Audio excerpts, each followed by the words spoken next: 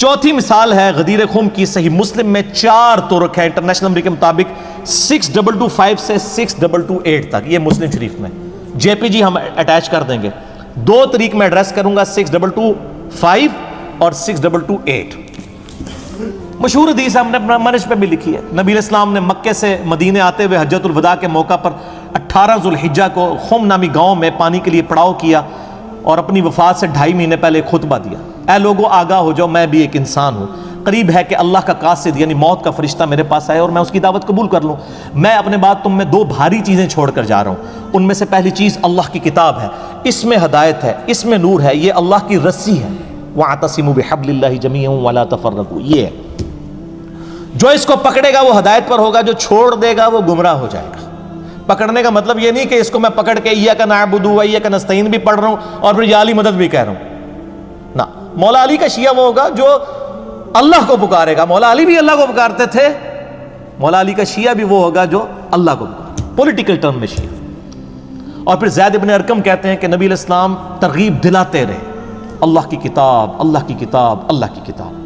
یہ وہی زید ابن ارقم ہے جو کہتے ہیں کہ پہلا شخص جو مسلمان ہوا وہ علی بن ابی طالب.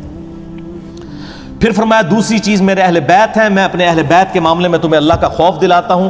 میں اپنے اہل بیت کے معاملے میں تمہیں اللہ کا خوف دلاتا ہوں. میں اپنے اہل بیت کے معاملے میں تمہیں اللہ کا خوف دلاتا ہوں. 3 دفعہ یہ بات کی نا جب، تو وہ جو تابعین اتنے شوق سے حدیث سننے آئے ہوئے تھے، آئے تو بڑے شوق نال سن، انہوں نے کہا یہ کیا پہ ہوندا ہے؟ کیونکہ آپ کو پتہ ہے یہ دور تھا آل امیہ کا. پہلے تو آ کے وہ بڑی تمہید بناتے ہیں کہ جی زید آپ تو پرانے صحابہ میں سے ہیں، آپ تو بڑے الفاظ ہیں، آپ بڑے خوش نصیب ہیں، آپ نے تو حضور کی بڑی مجالس اٹینڈ کی ہوئی ہیں، بڑی نمازیں حضور کے پیچھے پڑھی ہوئی ہیں، ہمیں کچھ باتیں بتائیں نا جو آپ نے خود سنی ہو. تو ان کا میں بوڑھا ہو چکا ہوں، مجھے بس تھوڑی باتیں یاد ہیں، اگر میں زیادہ نہ بتا سکوں میری معذرت قبول کرو، میں بہت بوڑھا ہو چکا ہوں، لیکن ایک بات مجھے یاد ہے غدیر خم کی حدیث. تو پھر وہ حدیث یہ بیان کرتے ہیں جب وہ یہ کہتے ہیں نا کہ 3 دفعہ میں اہل بیت کے معاملے میں تمہیں اللہ کا خوف دلاتا ہوں. تو ایک تابعی ہے حسین، یہ سین والا حسین نہیں ہے، سواد والا ہے. وہ کہتا ہے وَمَنْ أَهْلُ بَيْتِي یا زید أَلَيْسَ نِسَاؤُهُ مِنْ أَهْلِ بَيْتِي. کولو ہی سوال کولو ہی جواب، بڑے ترکھی ہو اللہ دے بندے ہو، ایک کیسا زہر کولے ہے. وہ کہتے ہیں زید یہ جو آپ بار بار کہہ رہے ہیں کہ اللہ کا خوف دلاتا ہوں، اللہ کا خوف دلاتا ہوں، وَمَنْ أَهْلُ بَيْتِي، یہ حضور کے اہل بیت کون ہے؟ أَلَيْسَ نِسَاؤُهُ مِنْ أَهْلِ بَيْتِي، کیا حضور کی بیویاں اہل بیت نہیں ہیں؟ ابھی تو زید نے بتایا ہی نہیں اہل بیت کون ہے، انہوں فوراً فکر پہ گئی اپنی سنیت دی کہ آپ یہ بار بار کہہ رہے ہیں اہل بیت کے معاملے میں اللہ کا خوف دلاتا ہوں، یہ اہل بیت کون ہے؟ کیا حضور کی بیویاں اہل بیت نہیں ہیں؟ تسی شیعہ تو نہیں ہوگے کدھرے؟ یہ وہ کہہ رہا تھا اصل میں آج کے دور میں. اور تابعی، یہ تمیز ہے بات کرنے کی صحابی کے ساتھ؟ آپ علم حاصل کرنے گئے، آپ تو ویسے اپنے مولویوں کا بڑا ادب سکھاتے ہیں. یہ دیکھیں نا کیسا زہر آل امیہ نے گھورا ہے کہ ایک صحابی سے سوال کر کے کولو جواب ہی دے رہے ہیں. اس نے کبھی کہا ہے کہ میں حضور کی بیویوں کو اہل بیت نہیں مانتا ہوں، کولو ہی رزلٹ کاٹ لیا. زید اہل بیت کون ہے؟ کیا حضور کی بیویاں اہل بیت نہیں ہیں؟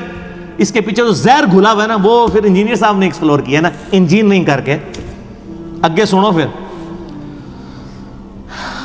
زید ابن ارقم کیا کہتے ہیں. قال نساؤہ من اہل بیتی، انہوں نے کہا حضور کی بیویاں اہل بیت ہیں، ولیکن لیکن اہل بیتہ من حرم الصدقۃ بعدہ، اہل بیت اصل میں وہ ہیں جن پر صدقہ حرام ہے حضور کی وفات کے بعد. قال ومن ہم، تو انہوں نے کہا یہ کون سے پھر اہل بیت ہیں؟ قال ہم آل علی و آل عقیل و آل جعفر و آل عباس. قال کل ہؤلاء حرم الصدقۃ، یہ وہ سارے ہیں جن پہ صدقہ حرام ہے. 4 کون؟ حضرت علی کی اولاد، عقیل کی اولاد، عباس کی اولاد اور جعفر کی اولاد. سر یہ تو بڑا کم کڑوا تھا طریق تھا. جو آخری طریق ہے نا 6228، اس میں ذرا سنیں. وہ کہتے فقلنا من اہل بیتی، ہم نے کہا کہ اہل بیت کون ہے؟ نساؤ، کیا حضور کی بیویوں کو ہی کہہ رہے ہو نا، کدھر شیعہ تو نہیں ہو گئے زید صاحب؟ کولو ہی سوال کولو ہی جواب. قال اللہ، انہوں نے کہا حضور کی بیویاں اہل بیت نہیں ہیں. یہ تو ایران کے ریال تو نہیں آتے تھے کہیں زید ابن ارقم کو، نعوذ باللہ. لا کہہ دیا. انہوں نے کہا بھائی وہ جنہوں نے منڈے وڈے گئے نے حسن و حسین قتل ہوئے ہیں نا سر، انہی کے بارے میں اللہ کا خوف دلا رہے تھے نا. میرا تو کلپ آ چکا ہے امام حسن علیہ السلام کا قاتل کون، لاکھوں لوگوں نے دیکھ لیا ہے، سارے جے پی جی لگے ہوئے ہیں اوریجنل حدیث کی کتابوں کے. یہاں پہ زید ابن ارقم کہتے ہیں لا ویم اللہ ان المرأة تکون مع الرجل. ابھی بڑی سخت باتیں آ رہی ہیں. وہ کہتے ہیں اللہ کی قسم حضور کی بیویاں اہل بیت نہیں ہیں یہاں پر مراد، ویسے اہل بیت ہیں سورۃ الاحزاب آیت نمبر 33، لیکن وہ اہل بیت جن کے بارے میں حضور کہہ رہے تھے میرے بعد ان کے ساتھ حسن سلوک کرنا، اس میں اول یہ لوگ نہیں ہیں. پھر آگے کتنے سخت الفاظ ہیں. وہ کہتے ہیں اللہ کی قسم ان المرأة تکون مع الرجل عصر من الدہر. وہ کہتے ہیں کہ عورت کی کیا حالت ہوتی ہے، وہ تو ایک مرد کے ساتھ کچھ زمانہ گزارتی ہے، اس کے بعد کیا ہوتا ہے ثم یطلقها، اس کے بعد وہ مرد اس کو طلاق دے دیتا ہے.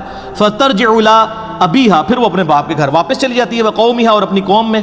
وہ کہتے ہیں عورت تو کیسے اہل بیت ہو سکتی ہے، ایک مرد نے عورت کو رکھا پھر طلاق دے دی، وہ اپنے باپ کے پاس واپس چلی جاتی ہے، تو عورت تو اہل بیت ہو ہی نہیں سکتی کبھی بیوی. اہل بیتہ اصلہ، اصل میں اہل بیت کون ہے، واسبتہ الذین حرموا الصدقہ بعدہ، اصل میں اہل بیت وہ ہیں جو حضور کے خونی رشتے کے لوگ ہیں جن کے اوپر حرام ہے صدقہ، اور وہ ہیں آل علی، آل عقیل، آل عباس اور آل جعفر. کیونکہ خونی اور دودھ کا رشتہ تو آپ ختم نہیں کر سکتے، بیوی سے تو جب چاہیں توڑ سکتے ہیں. حالانکہ حضور نے کسی بیوی کو طلاق نہیں دی ہے، لیکن زید بن ارقم میرا خیال ہے وہ صحیح مسلم علمی کتابی تھے. اگر وہ وابی ہوتے یا بابی ہوتے تو کوئی اور بات کرتے.